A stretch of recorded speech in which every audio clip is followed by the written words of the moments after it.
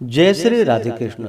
आप सभी का आपके अपने YouTube channel VK Mishra present में बहुत बहुत स्वागत है। आइए आज आप सब सुनेंगे अनंत चतुर्दशी व्रत की कथा। आप सभी भक्तों को अनंत चतुर्दशी की ढेर सारी शुभकामनाएं। आप सभी के जीवन में भगवान अनंत की कृपा से आप सभी को सभी प्रकार के सुख तथा समृद्धि की प्राप्ति हो।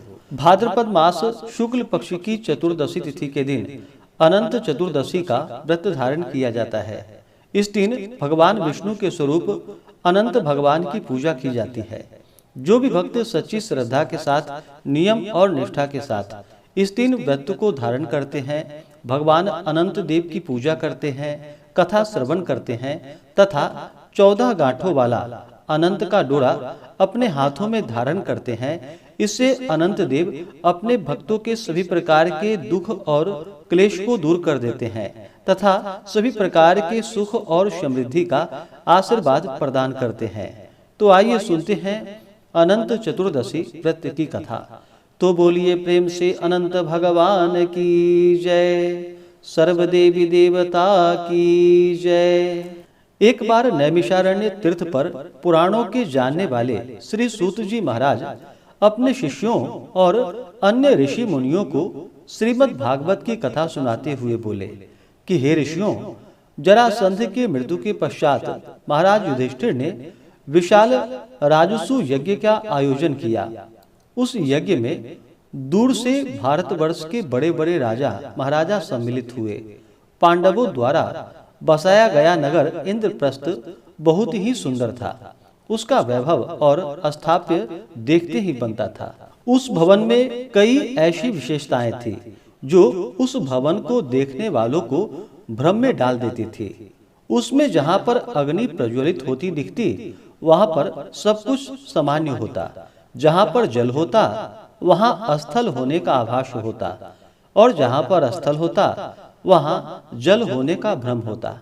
ऐसी विशेषताओं वाले उस भवन को देखने के लिए दुर्योधन भी गया और उस भवन की भव्यता और सौंदर्य को देखकर विस्मित हो गया। एक स्थान पर जहां जल था परंतु स्थल होने का आभास होता था, वहां वो गिर पड़ा और उसे ऐसी अवस्था में देखकर द्रौपदी को हंसी आ गई। उसने दुर्योधन को अंधे का पुत्र अंधा कह दिया। द्रौपदी द्वारा किए इस अपमान से दुर्योधन तिलमिला उठा।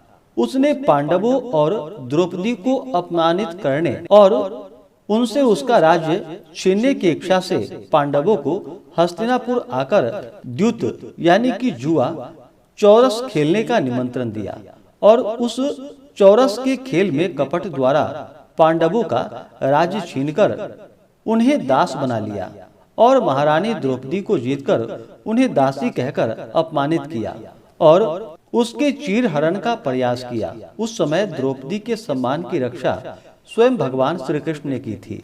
उसके बाद पांडवों को 12 वर्ष के वनवास और 1 वर्ष के अज्ञातवास का प्रण निभाने के लिए कहा गया। एक सम्राट से महाराज युधिष्ठिर एक वनवासी बन गए। उनका समस्त वैभव उनके पास से चला गया। वो अपने भाइयों और रानी द्रौपदी के साथ वन में रहने के लिए विवश हो गए। एक बार जब भगवान श्री कृष्ण उनसे भेंट करने के लिए आए, तब उन्होंने दुखी होकर उनसे अपने मन का सारा हाल कहा और उनसे उपाय पूछा कि कैसे उनकी समस्त परेशानियों का नाश हो सकता है। कौन ऐसा व्रत है या पूजन है जिसके करने से उन्हें उनका खोया हुआ मान सम्मान राज्य सभी कुछ प्राप्त हो पाए। तब भगवान श्री कृष्ण ने उन्हें अनंत चतुर्दशी के व्रत का विधान सुनाया। श्री कृष्ण जी ने कहा कि हे धर्मराज, अनंत भगवान का व्रत एवं पूजन करने से आपकी समस्त परेशानियों का और दुखों का नाश हो जाएगा और जो कुछ भी आपने खोया है वो आपको पुनः प्राप्त हो जाएगा। आपकी सभी मनोकामनाएं पूर्ण होंगी। यह कहकर भगवान श्री कृष्ण ने उन्हें अनंत चतुर्दशी के व्रत की विधि बताकर उसकी कथा सुनाई। अति प्राचीन काल में सतयुग के समय एक ब्राह्मण हुआ करता था। उसका नाम था सुमंत। उसका विवाह वशिष्ठ गोत्र में उत्पन्न हुई भृगु की सुंदर कन्या से हुआ और विवाह के बाद उनके उत्तम गुणों वाली कन्या का जन्म हुआ। उन्होंने उसका नाम सुशीला रखा। सुशीला की अल्प आयु में उसकी माँ का स्वर्गवास हो गया। तब उसके पिता सुमंत का दूसरा विवाह कर्कशा नाम की कन्या से हुआ। कर्कशा स्वभाव से बहुत ही दुष्ट थी और सुशीला के प्रति द्वेषपूर्ण भाव रखती थी। कर्कशा अपने पति से भी प्रतिदिन झगड़ा किया करती थी। समय के साथ सुशीला की आयु बढ़ती गई और वो विवाह के योग्य हो गई।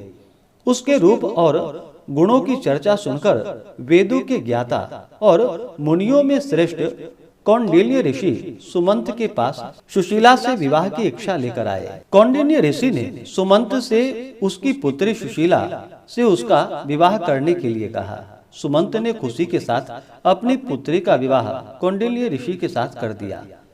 अपनी पुत्री को विदा करते समय उसे कुछ देने की इच्छा से सुमंत अपनी पत्नी कर्कशा से कहा, तो उसने घर के सारे पुराने सामान और बारात के खाने के लिए, रास्ते के भोजन के लिए रात का बचा हुआ भोजन बांध दिया।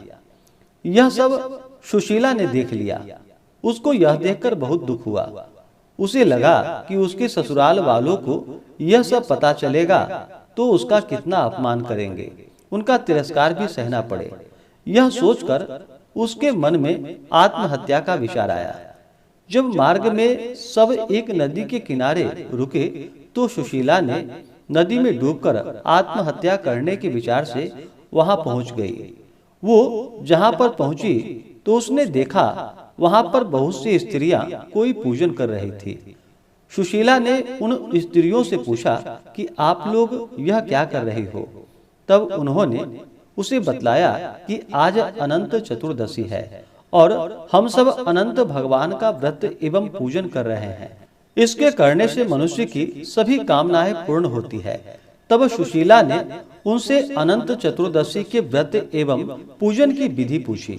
तब एक स्त्री ने उन्हें बतलाया कि हे सुशीला, यह अनंत चतुर्दशी का व्रत है और इसमें भगवान विष्णु के अनंत स्वरूप का व्रत और पूजन किया जाता है। पूजन के बाद 14 ग्रंथि वाला धागा शुद्ध करके स्त्रियां अपने बाएं हाथ में और पुरुष अपने दाहिने हाथ में बांधते हैं।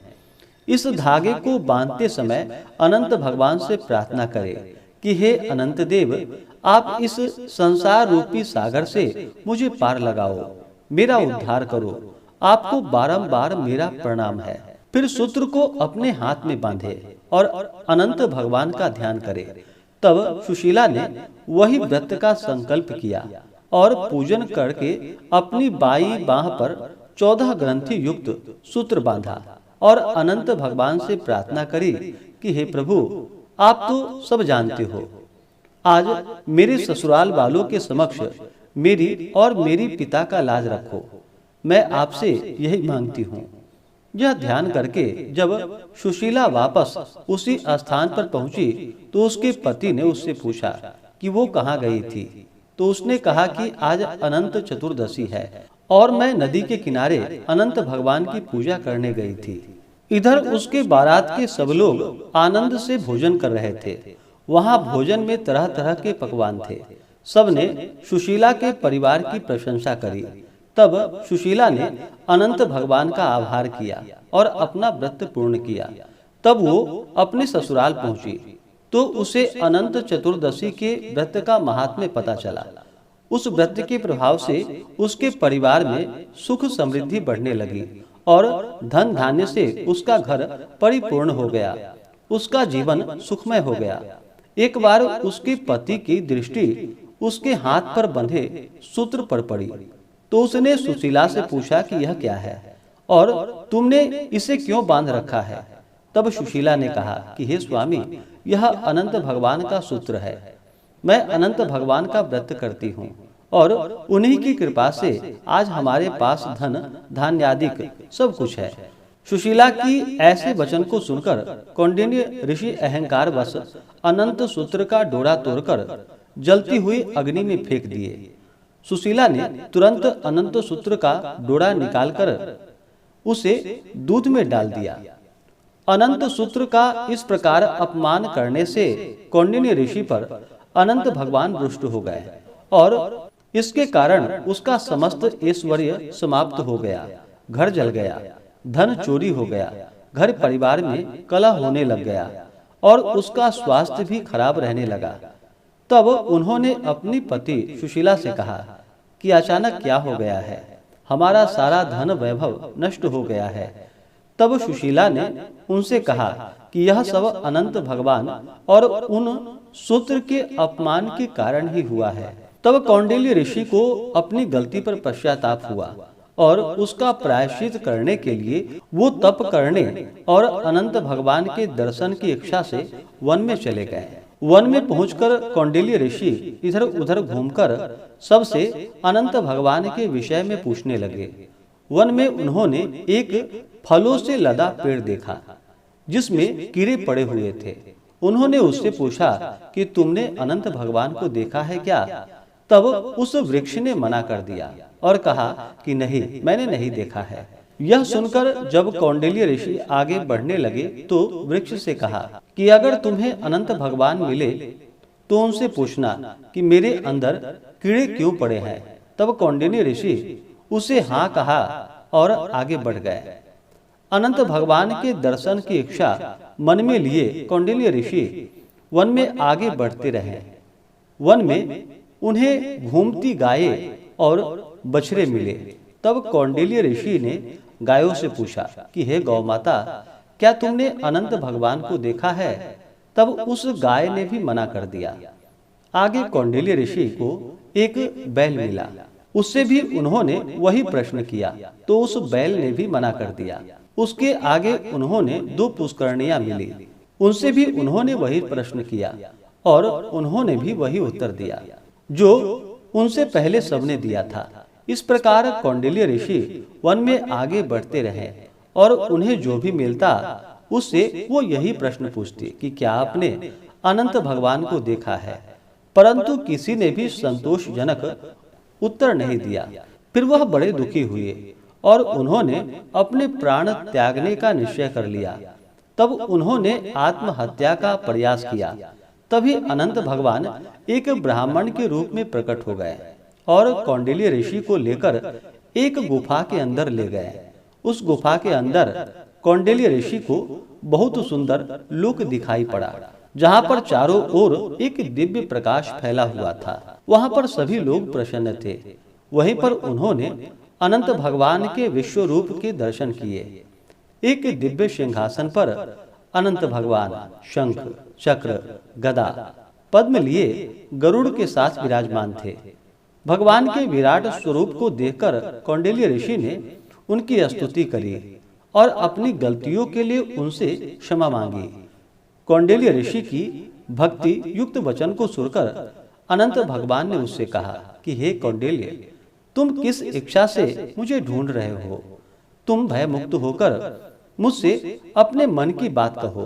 तब कौंडिल्य ऋषि ने कहा कि हे प्रभु, मैंने अज्ञान और अहंकार के कारण आपका अपमान किया है और आपके अनंत सूत्र को अग्नि में फेंक दिया, जिसके कारण मेरी सारी संपत्ति नष्ट हो गई, मेरे परिवार में अशांति हो गई, मेरी मान प्रतिष्ठा धूमिल हो गई। मैं अपनी गलती के लिए क्षमा प्रार्थना लेकर आपके दर्शनार्थ यहाँ आया हूँ। आपके दिव्य स्वरूप के दर्शन पाकर मेरा जीवन धन्य हो गया।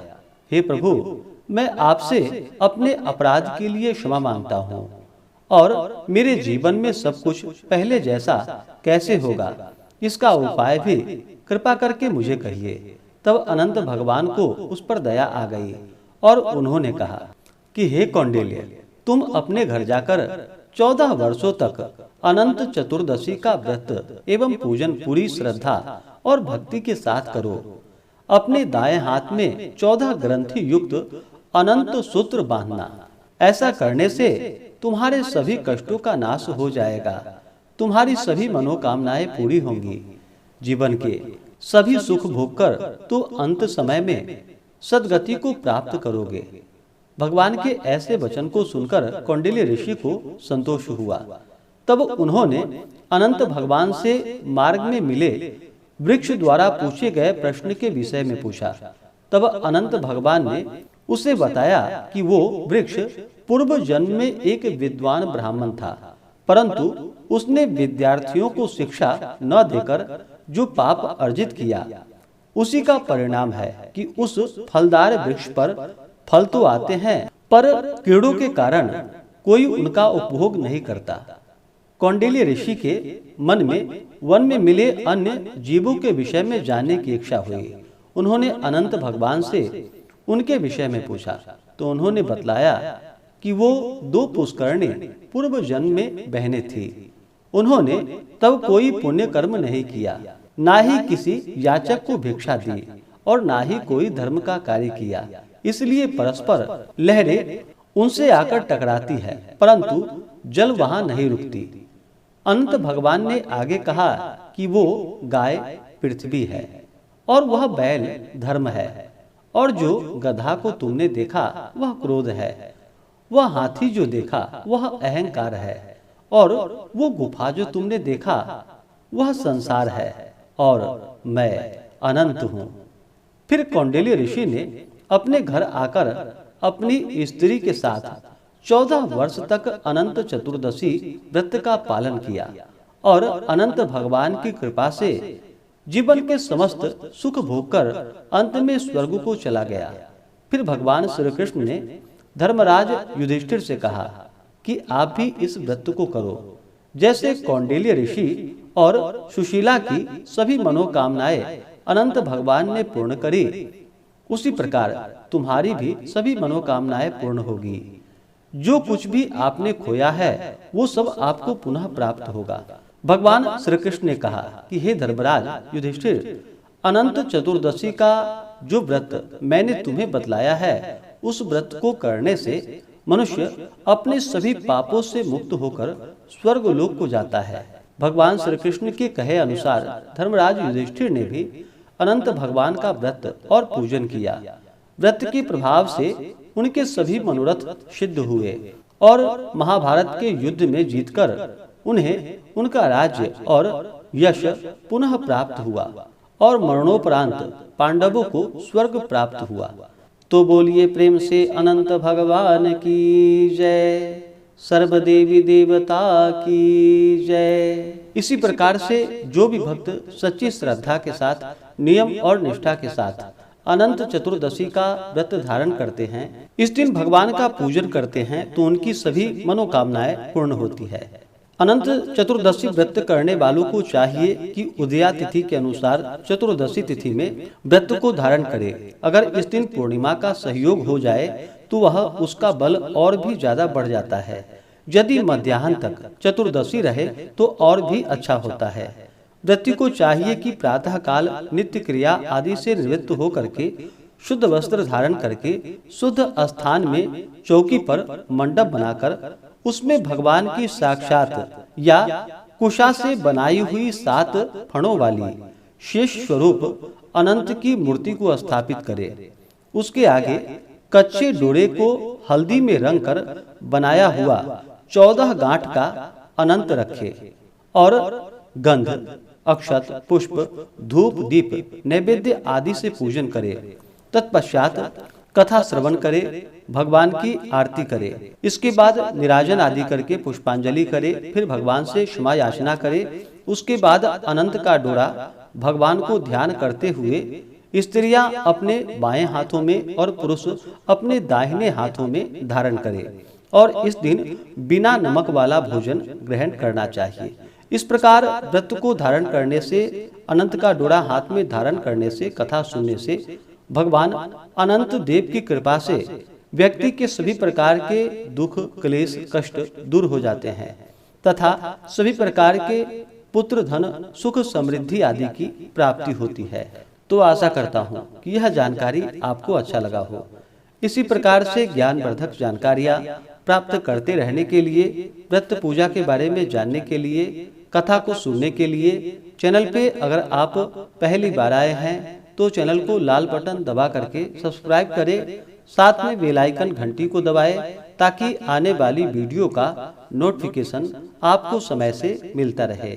वीडियो को लाइक करें, शेयर करें। सुखी रहें और स्वस्थ रहें। जय श्री राधे कृष्ण। धन्यवाद।